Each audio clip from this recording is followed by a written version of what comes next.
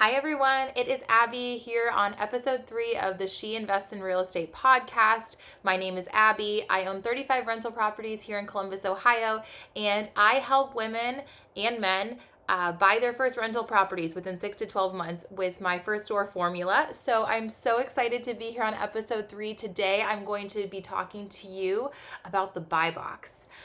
What is a buy box?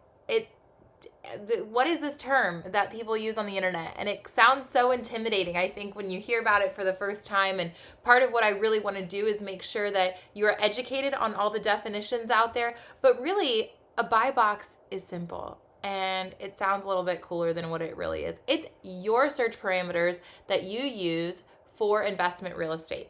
So part of what makes a good investor great is that they have certain restrictions that they use when they're purchasing their investments. So investor A, I'm friends with, let's call her Sarah. Sarah only buys long-term investments, and that is kind of her strategy. That is the way she's able to gain momentum with purchasing real estate. And when she looks for long-term rental properties, something with leases over 12 months, maybe 15 months, maybe they're Section 8 housing, Sarah only likes to buy properties under 200,000 that can rent for $1,700 to $1,900, and they are in a specific school district. She only likes to buy properties that are 3-bed because she knows she can get better rent for them than the 2-bed properties, and she only likes to buy properties on a slab. I'm making that up. Maybe basement, maybe slab. Maybe she only wants to purchase properties with a ranch. And creating your buy box takes time. That is Sarah's buy box. 3-bed, 2-bath, in a certain zip code, certain school district, that can rent for a certain amount and it's under a certain price. Those are the search parameters in which Sarah loves to invest in. I have another friend. We will call her Leslie. Leslie likes to invest in Airbnbs, and her buy box is a little bit different than Sarah's. Actually, it's very different than Sarah's.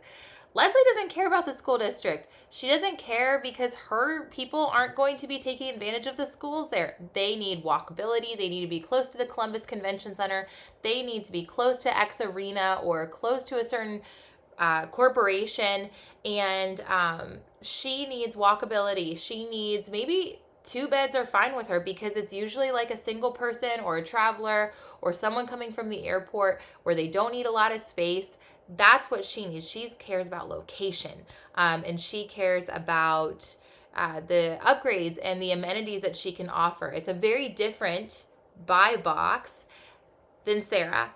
So a buy box is really just your search parameters and what you want to use as an investor. And I think it's important to develop one.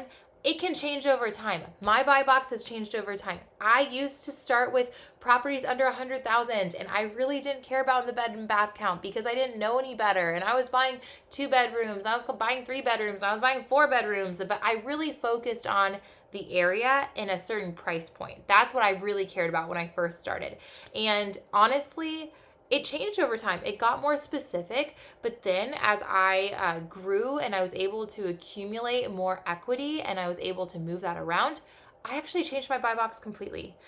So that's the fun thing about a buy box. It can change. It is custom to you. It is something that's supposed to support your goals.